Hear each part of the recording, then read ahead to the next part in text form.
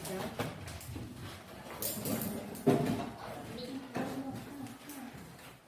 pagi anak-anak. Pagi, Pak. Bagaimana kabarnya hari ini? Baik. Ya, iya. Sebelumnya melanjutkan pelajaran, tadi kita bersyukur pada Yang Maha Esa karena kita diberi kesempatan pada hari ini untuk belajar dengan sehat, ya. Itu berdoa, kemanusiaan masing-masing, ya. Doa baik. Doa selesai.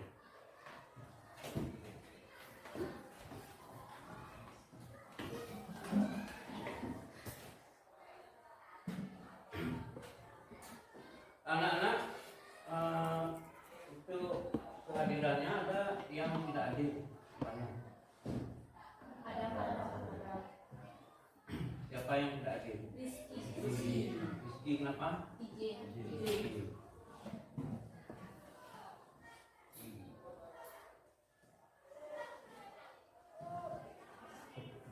Sudah dikasih sini, ya?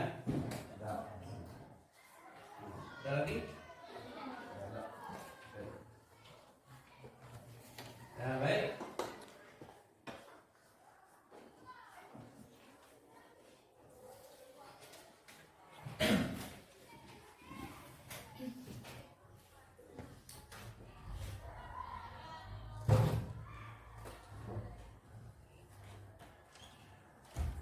Nah, untuk pembelajaran hari ini kita sampai pada pewarisan sifat, ya. Nah, sebelum kita melanjutkan, coba anak lihat tampilan di layar. Ini adalah saudara kandung, ya. Saudara kandung. Coba anak perhatikan apa yang bisa anak lihat di sana. Mungkin ada yang berbeda dia atau bagaimana? Nah, saudara kandung itu mirip, ada kemiripan, sampai ada kemiripan, ada yang berbeda anak lihat. Ada. Warna kulit. Warna putih. Padahal dia saudara kandung, kan? Kenapa bisa berbeda warna kulitnya? Gen. Ya? Warna gen. Dari orang tua. Nah, penasaran, kan? Ya. Nah, permasalahan ini nanti anak-anak akan bisa ketahui setelah mempelajari tentang pewarisan sifat. Jadi bagaimana sifat-sifat diwariskan dari induk pada turunannya atau dari ayah kepada anaknya atau pada tumbuhan dan lain-lainnya dimaksud bagaimana dia wariskan sifatnya, ya. Nah, itu nanti yang akan anak-anak pelajari. Jadi tujuan pembelajaran hari ini bisa anak lihat melalui model PBM, problem based learning. Jadi dan metode penugasan, di mana problem based learning ini adalah berbasis masalah, ya. Satu, menjelaskan cara persilangan sifat beda antara dua individu yang berbeda dengan satu sifat beda. Monohibrida, mono itu satu, ya. Itu persilangan. Dan yang kedua, memahami manfaat warisan sifat bagi makhluk hidup. Jadi apa manfaatnya yang terjadi pelajaran ini? Saya nak gali nanti di dalam berliterasi, mencari informasi pada buku atau web, ya, siapa yang memiliki. Dan yang ketiga, menerapkan secara teoritis persilangan dengan satu sifat beda atau monohibrid sesuai dengan hukum meninggal dengan benar. Jadi anak mungkin sudah pernah mempelajari bagaimana teorinya meninggal itu diaplikasikan nanti secara teoritis di dalam persilangan. Jadi ada 3 tujuan pembelajaran yang anak ingat, ya.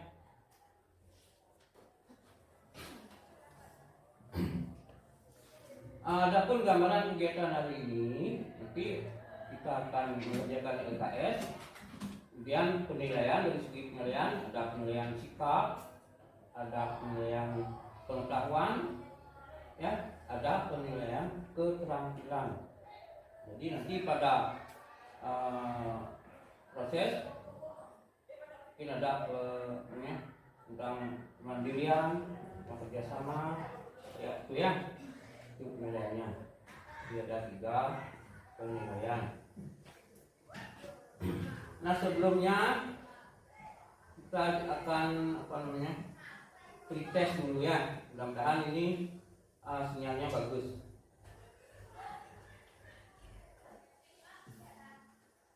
Silakan anak-anak gunakan HP-nya untuk pretest.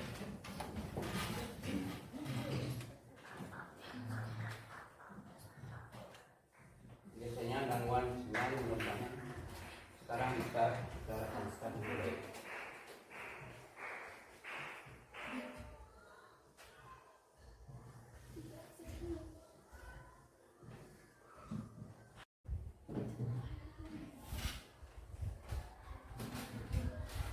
Anak kira-kira Tanaman apa sih? aglonema ini bahkan dari artikel ya. Bagaimana warnanya? Nah, menurut informasi dalam artikel tidak ada tanaman asli yang seperti ini. Itu aglonema. Berarti apa? Berarti bagaimana dia?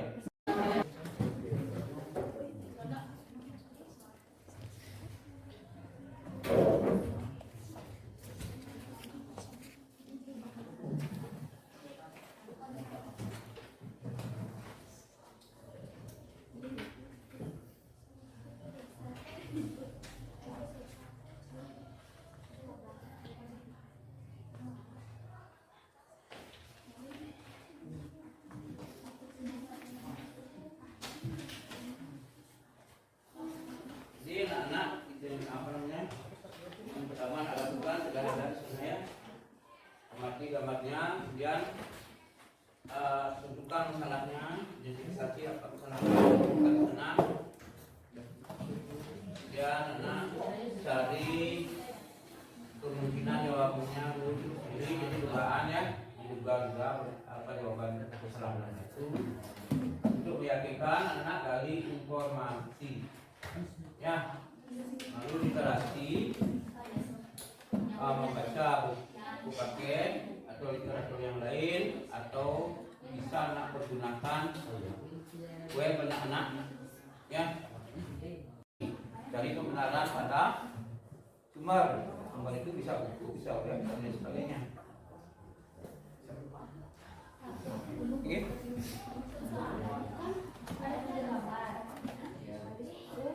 Semua gambaran itu kita cari atau bagaimana? Mana yang diidentifikasi pada ya, karena waktunya sedikit, mana yang ini kan beda-beda, nanti kita diskusi dan buat juga.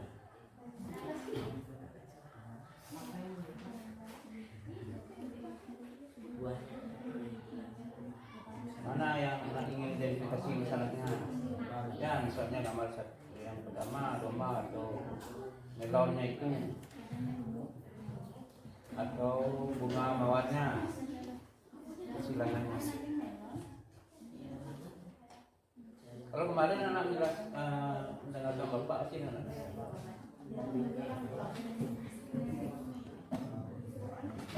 Jadi kaitkan dengan kewarisan sifat, ya.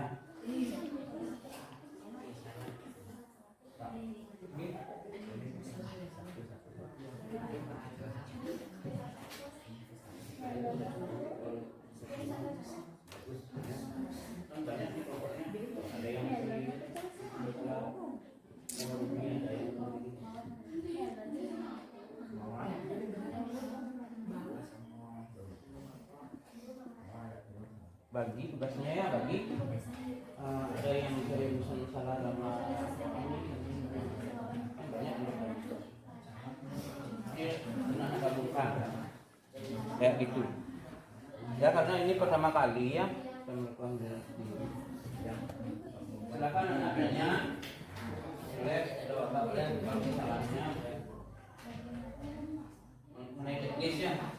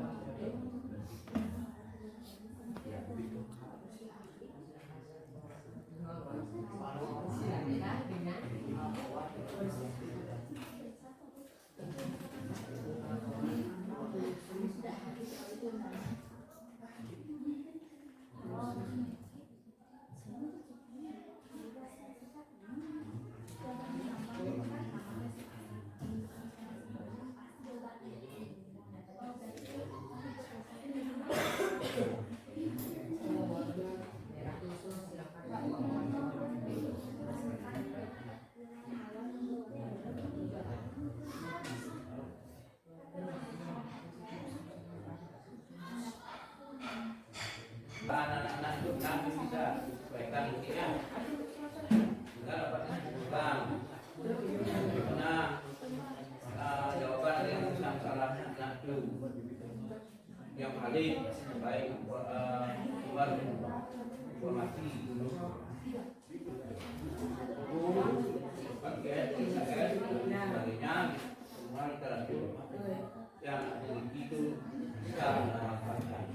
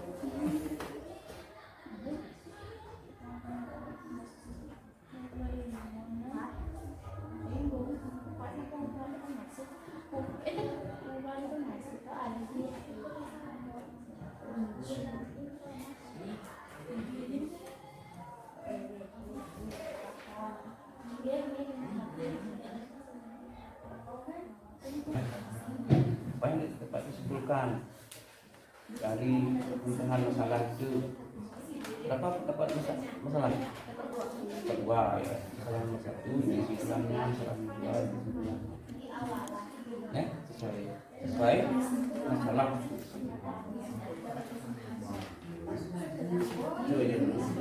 Kalau ini pertama kali, nanti kalau sudah terbiasa,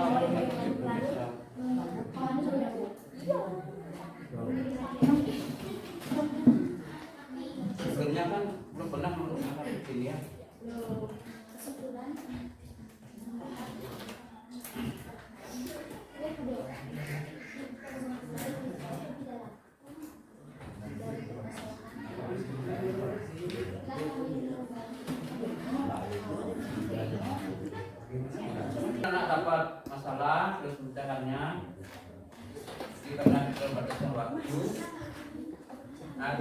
fokuskan dulu. Kita sekarang diskusikan hasilnya ya. Tadi kan anak sudah mendiskusikan di dalam kelompok ya. Nah sekarang hasil diskusi di dalam kelompok itu anak-anak mendiskusikan di dalam kelompok ya. Nah sekarang hasil diskusi di dalam kelompok itu anak-anak diskusikan antar kelompok ya. Kita kelompok sekarang. Silakan siapa yang ingin paling awal mempresentasikan hasil kerja kelompoknya. Silakan. Jadi anak-anak jangan berpikir salah benarnya ya. Kita diskusi.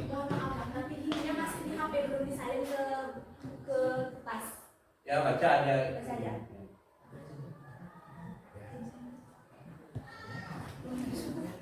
Ya, bayangin.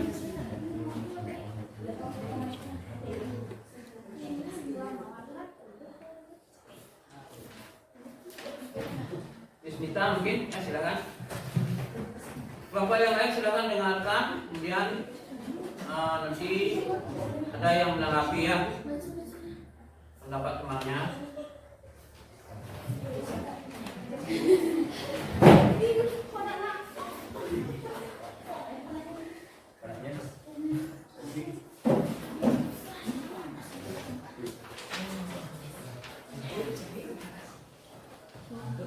Tangan jari. Om Swastiastu. Om Swastiastu. Sebelumnya terima kasih atas waktu yang telah diberikan kepada kami. Kami dari kelompok 4, saya Yusnita, saya Niputu Devadiana Sari. Saya Adana Kawinana. Pada kesempatan kali ini kami akan mempresentasikan mengenai hasil diskusi dari kelompok kami. Nah, rumusan masalah yang kami dapatkan adalah yang pertama, apa yang menyebabkan domba memiliki badan yang gemuk dan bulu yang lebat? Dan rumusan masalah yang kedua adalah mengapa bunga mawar berwarna merah disiramkan dengan bunga mawar berwarna putih menghasilkan bunga mawar yang berwarna merah juga. Nah, jadi hipotesa yang kami dapatkan dari gambar domba tersebut yaitu karena faktor genetik, kedua karena faktor pakan, ketiga karena faktor lingkungan, dan keempat karena faktor cara perawatan. Dan hipotesa yang kami dapatkan dari gambar bunga mawar kami dapatkan karena gen bunga mawar merah lebih dominan.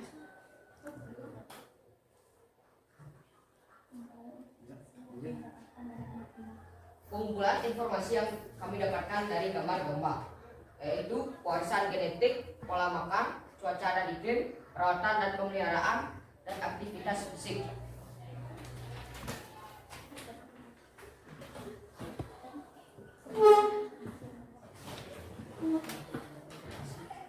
Kumpulan informasi yang didapatkan dari gambar mawar.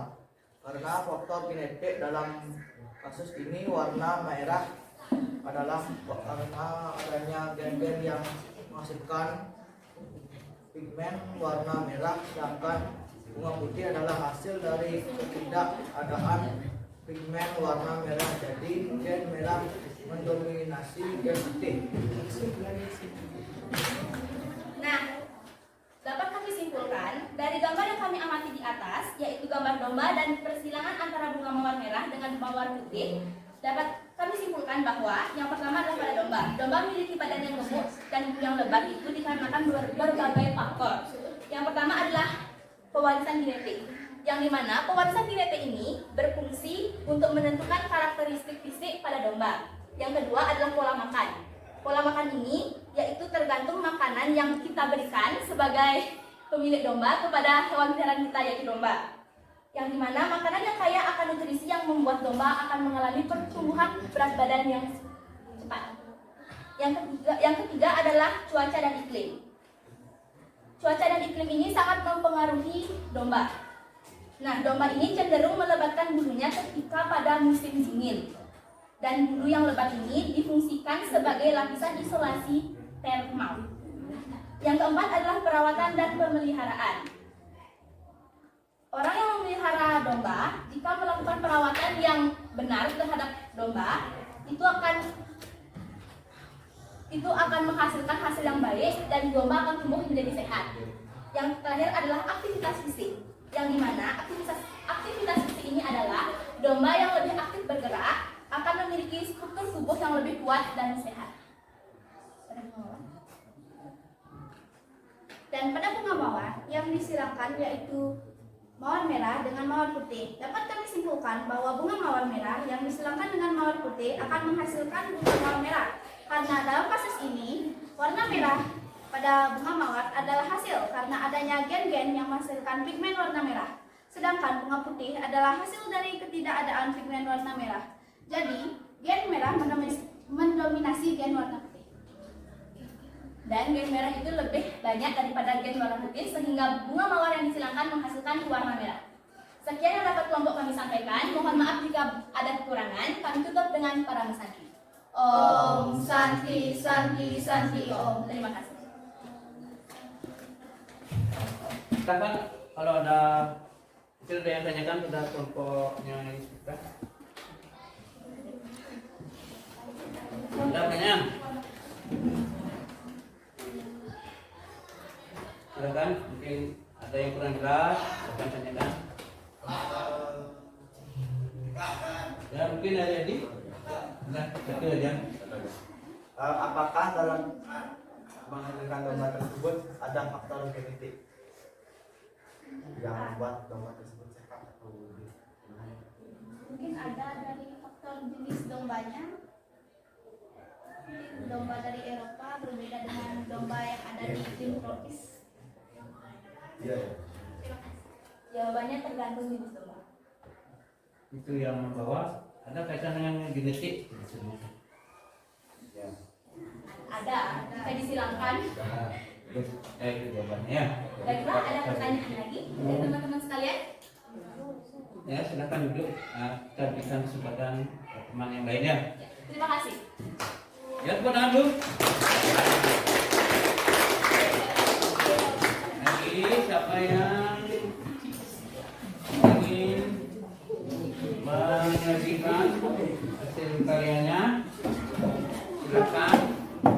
Jangan memikirkan benar salah dulu, jangan memikirkan baik buruk dulu.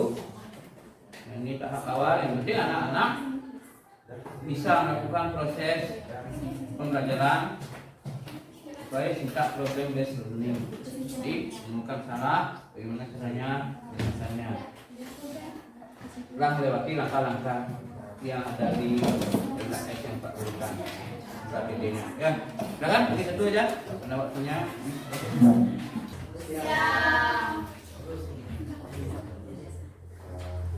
Om Swastiastu. Om Swastiastu. Hari ini kami dari kelompok 2 akan mempresentasikan terkait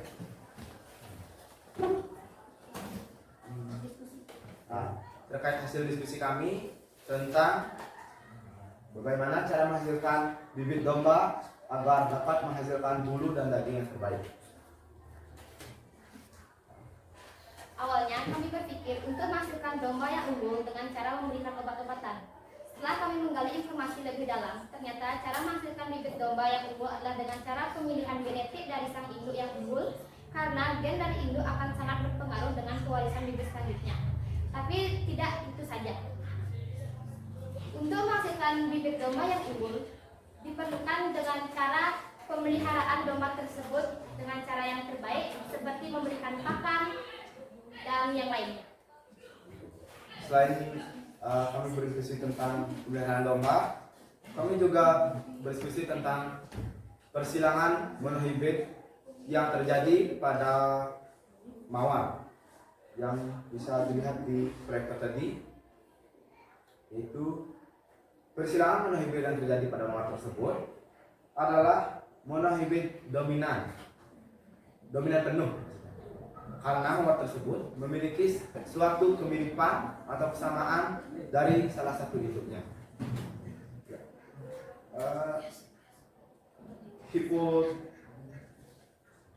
hipotesa dan kumpulan informasi yang kami dapatkan sudah kami satukan dalam penyampaian kami tadi. Jadi mohon digali dari penyampaian kita tadi. Kita tutup dengan pembahasan.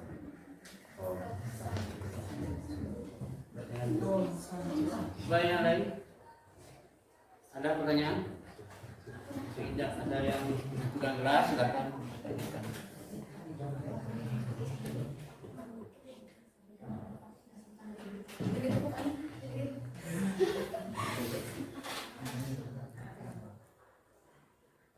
Apakah domba Ya. apakah domba yang unggul itu hanya dapat didapatkan dari bibit yang unggul dan faktor genetik saja? Apakah ada faktor lain agar mendapatkan bibit yang unggul selain dari persilangan dari bibit yang unggul? Mungkin iya. Iya. Karena belum tentu hanya dari persilangan, tapi juga bisa dari penciptaan dalam domba tersebut sendiri. Bisa saja dari domba bibit unggul membuat domba yang tidak begitu unggul, lalu domba yang bisa disebut tidak terlalu unggul membuat domba yang ya seperti itulah.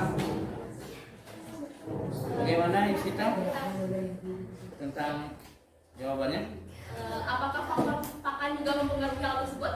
Sangat mempengaruhi karena walaupun bibit domba itu unggul, tetapi pemiliknya tidak bersungguh-sungguh dalam merawatnya, tidak akan menghasilkan bibit domba yang unggul. Terima kasih. Ya, saya di sini.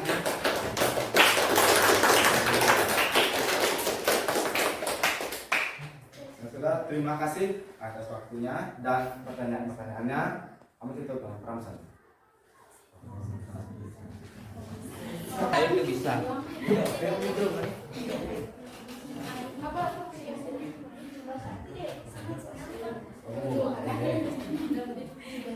Jadi tentang kita simpulkan, bagaimana kira-kira kesimpulannya secara umum tentang warisan sifat melalui apa saja, begitu. Dapat kami simpulkan warisan sifat itu dapat melalui faktor genetik. Faktor genetik. Ya, faktor Jadi genetik. yang membawa sifat itu yang diturunkan dari orang tua, dari induk, Dari ke anaknya. ya itu adalah Faktor genetik. faktor genetik. Jadi gen yang menentukan ya, Ya. menentukan sifat. Nah itu intinya. Nah sehingga di dalam pemuliaan tumbuhan dan hewan termasuk hidup itu gen itu yang berperanan.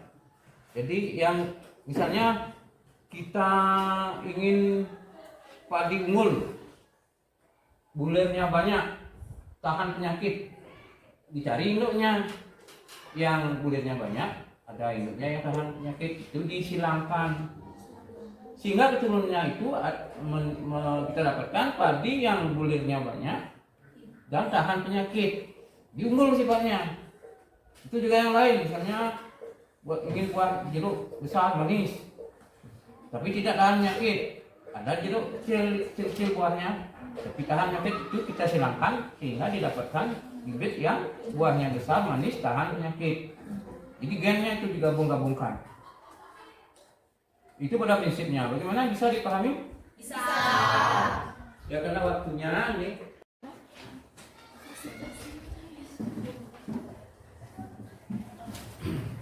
Ya, pelajaran ini cukup sekian saja. Kita akhiri dulu dengan peramuan Santi ya. Ada sana.